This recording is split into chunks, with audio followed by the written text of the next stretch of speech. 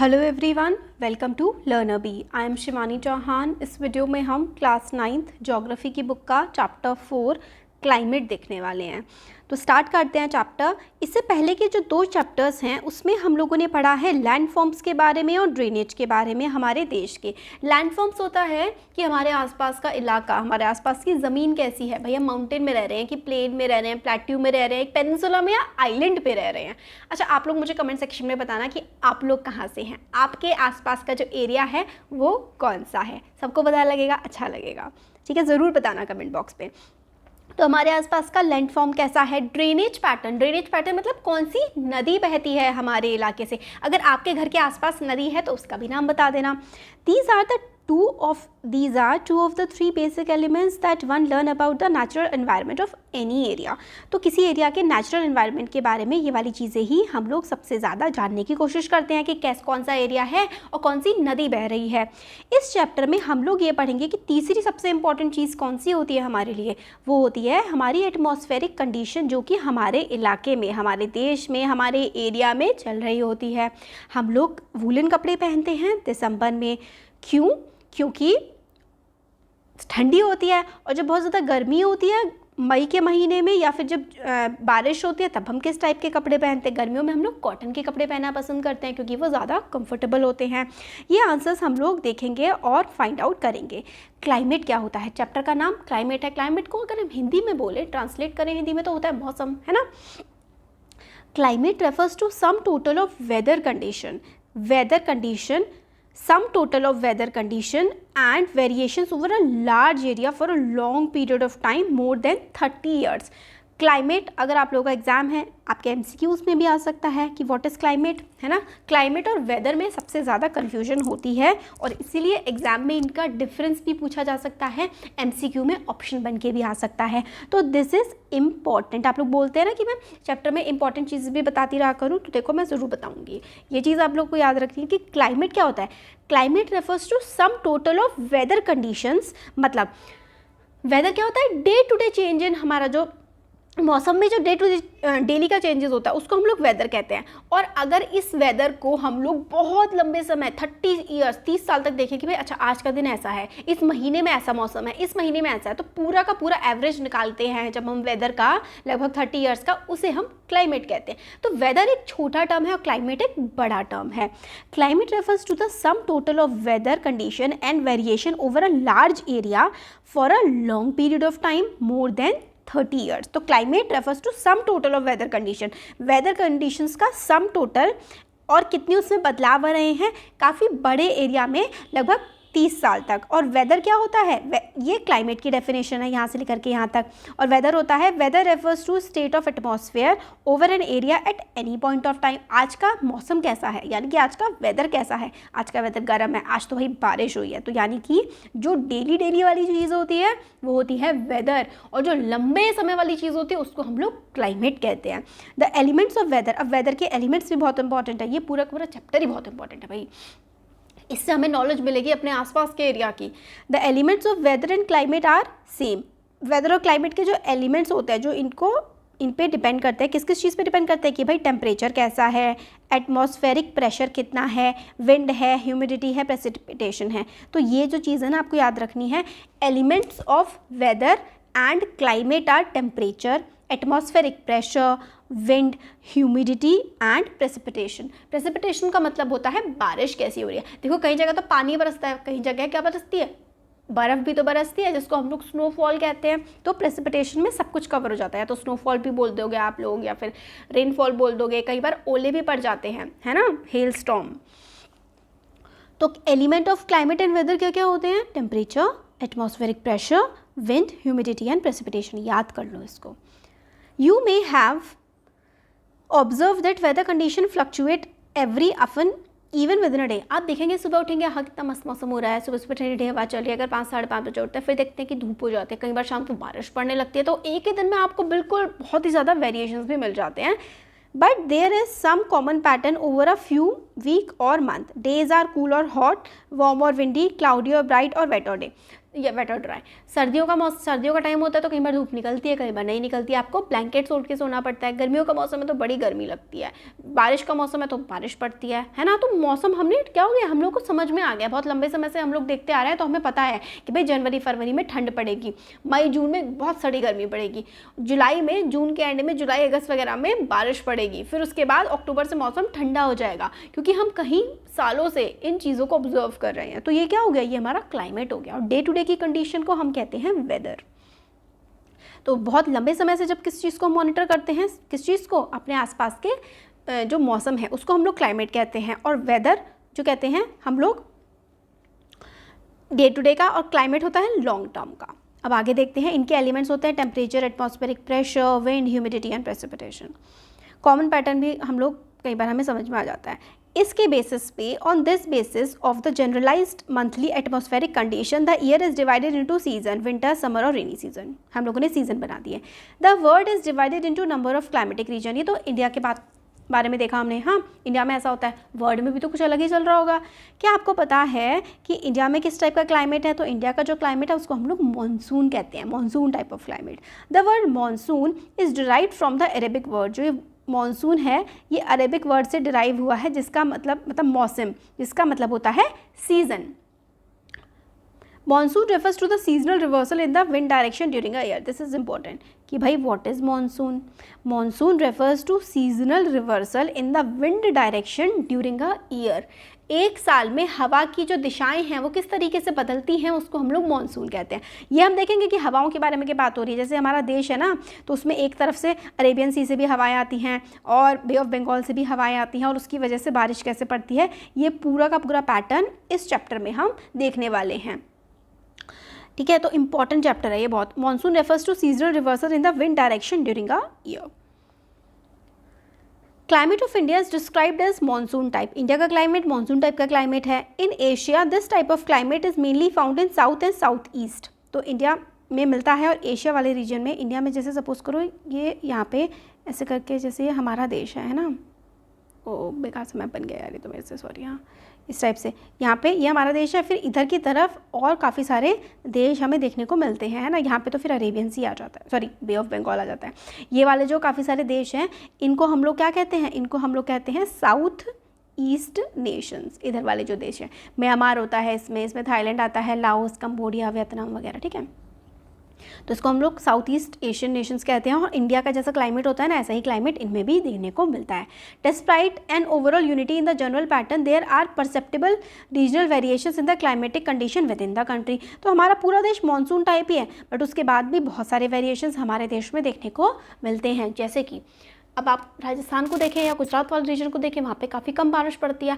अगर आप लोग नॉर्थ ईस्ट से हैं, जैसे मणिपुर, नागालैंड, मेघालय, मिजोरम, वहाँ बहुत ज़्यादा बारिश पड़ती है। अंडमान निकोबार से हैं तो वहाँ पे भी बहुत ज़्यादा बारिश पड़ती है। तो इसलिए हमारा रीजनल वेरिएशन भी है हमारे देश में। Let us take two important elements, temperature and precipitation, and examine how they vary from place to place and season to season. तो अब हम इस चैप्टर में आगे देखेंगे कि टेम्परेचर और प्रेसिपिटेशन, यानी कि टेम्परेचर गर्मी है, सर्दी है, फिर बारिश, ये हमारे देश में किस तरीके से वेरी करता है। Summer, in summer the mercury occasionally touches 50 degree in some parts of Rajasthan. Mercury का मतलब हम लोग एक टेम्परेचर मेजर करने के लिए मर्क्यूरी स्केल देते हैं। आप समझो कि राजस्थान में 50 डिग्री सेल्सियस तक भयंकर गर्मी पड़ जाती है ना। Where as it may be around 20 degree Celsius in Pahalgam in Jammu Kashmir. Jammu Kashmir पहाड़ी इलाका है, तो गर्मियों में वहाँ पे सिर्फ 20 डिग्री सेल्सियस टेम्परेचर है, और यहाँ राजस्थान में 50 यानी कि 30 डिग्री का डिफरेंस है। On a winter night temperature at Dras in Jammu and Kashmir में be as low as -45 degree Celsius भी हो सकता है टेम्परेचर। कहाँ पर? द्रास में। द्रास जो है कश्मीर का इलाका है, वहाँ पर इतना ज़्यादा माइनस, मतलब बहुत भयंकर ठंड पड़ सकती है। तिरुवनंतपुरम में उस समय पे 22 डिग्री सेल्सियस, मतलब गर्मी का माहौल हो सकता है। तो हमारे देश में, देश के अंदर ही बहुत वेरिएशन है टेम्परेचर्स में।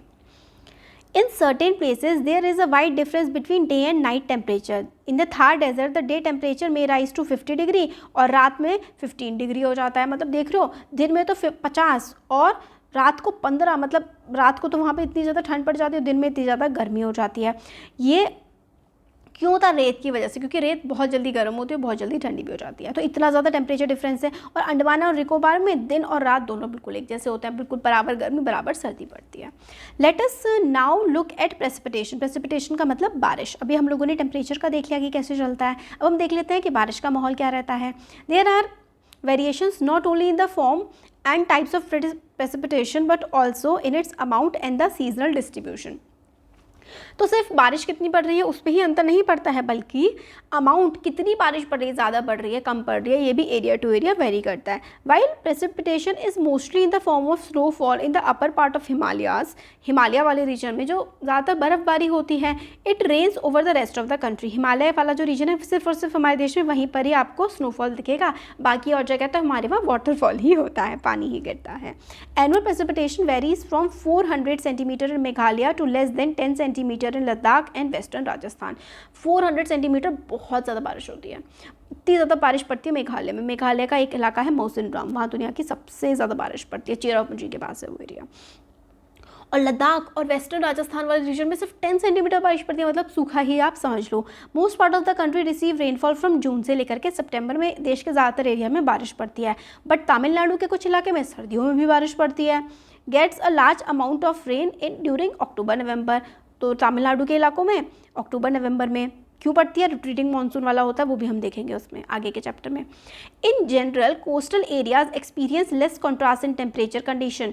तो अगर हम लोग जनरल में देखें तो जो कोस्टल एरियाज़ होते हैं, कोस्टल एरियाज़ वो एरियाज़ होते हैं जो कि समुद्र के पास होते हैं, जैसे कि ये हमारा इंडिया है, सदर्न इंडिया, इसमें इधर का एरिया क्योंकि इधर की तरफ समुद्र है, तो समुद्र के पास वाले जो इलाके होते हैं ना उसमें टेम्परेचर वेरिएशन, यानी कि पूरे साल एक जैसा मौसम रहता है समुद्र के पास वाले इलाकों में।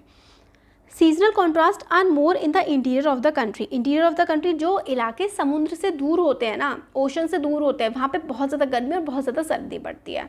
और जो समुद्र के पास वाले एरियाज़ होते हैं वहाँ पे टेम्परेचर पूरे टाइम एक टाइप का रहता है। There is decrease in rainfall generally from east to west in northern planes.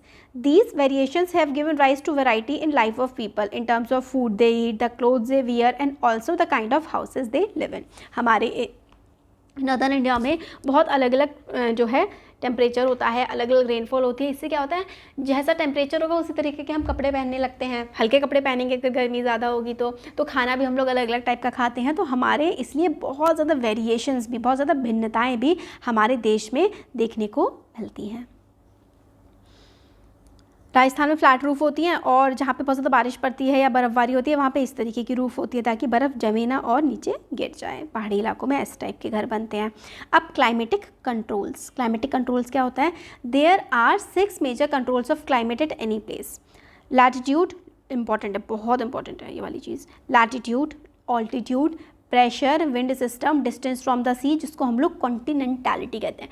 Simple सा आप लोगों का MCQ बन के आएगा, what do you mean by continentality. अलग अलग ऑप्शंस होंगे, उसमें से एक ऑप्शन होगा डिस्टेंस फ्रॉम सी। तो डिस्टेंस फ्रॉम सी को हम लोग कॉन्टिनेंटैलिटी बोलते हैं। ये वाला पार्ट, ये distance from the sea is known as continentality, this is important. तो लैटिट्यूड, ऑल्टीट्यूड। लैटिट्यूड का मतलब मैंने आपको जैसे हमने चैप्टर 1 समझा था ना, जैसे ये हमारा देश है। देखो मैप ना थोड़ा सा टाइम लग जाता है बनाने में, ऐसे करके आ रही है, क्या बन गया, मतलब इस तरीके की ऐसे करके जो लाइंस जा रही होती है ना, ये हमारे क्या होते हैं? लैटिट्यूड होते हैं। ऑल्टीट्यूड का मतलब होता है हाइट, ठीक है। ऑल्टीट्यूड का मतलब क्या होता है? ऑल्टीट्यूड का मतलब होता है हाइट। और प्रेशर मतलब हवा में दबाव कितना है, प्रेशर भी होता है। विंड सिस्टम, हवा तेज़ चल रही है, धीरे चल रही है, कैसे चल रही है। डिस्टेंस फ्रॉम द सी मतलब सी से अगर दूर होगा तो गर्मी सर्दी ज़्यादा पड़ेगी, सी के पास होगा तो मौसम एक जैसा रहेगा। ओशन करंट्स कैसे बह रहे हैं और रिलीफ फीचर्स क्या है, मतलब इलाका कैसा है। Due to curvature of the earth. Curvature of the earth का मतलब क्या है? देखो अर्थ इस तरीके से है ना, ऐसे, तो ये देखो ये कर्व होता है ना, curvature. Due to curvature of the earth the amount of solar energy received varies to latitude. मतलब देखो इस तरीके के अर्थ है और ये लैटिट्यूड है अलग अलग। अब अमाउंट जो रेनफॉल कह रही हूँ, जो सनलाइट है वो इधर इक्वेटर पे ज़्यादा पड़ती है और आगे क्योंकि स्लैंटिंग हो जाती है ना, तो ऊपर के इलाकों में सनलाइट कम पड़ती है। ये चीज़ बहुत इंपॉर्टेंट है कि इक्वेटर पे सनलाइट ज़्यादा पड़ती है due to curvature of the earth. Due to curvature of the earth sunlight falls more on equator. Equator पे ज़्यादा सनलाइट पड़ती है क्योंकि अर्थ गोल है।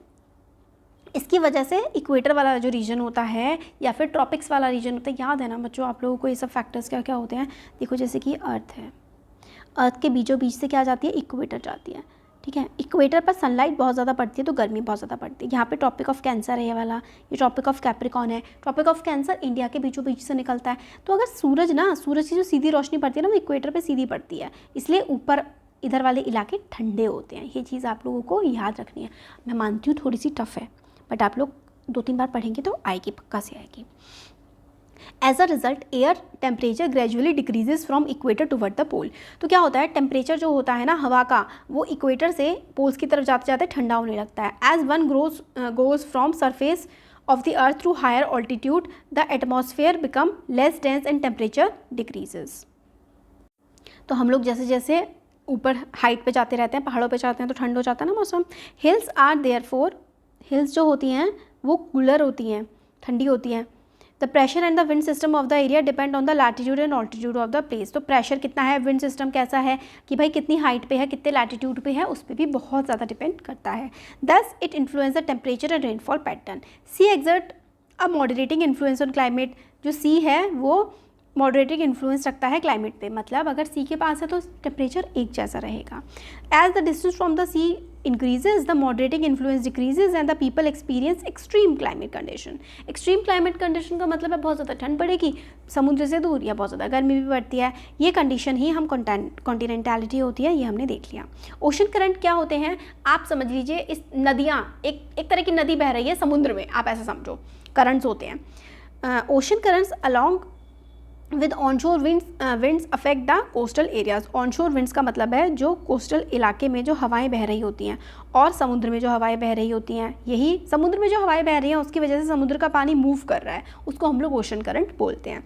For example any coastal area with warm or cold current flowing past it will be warmed or cool if the wind are onshore. तो अगर ठंडी हवाएं बह रही होंगी तो पानी ठंडा हो जाएगा, गर्म हवाएं बह रही होंगी तो पानी गर्म हो जाएगा।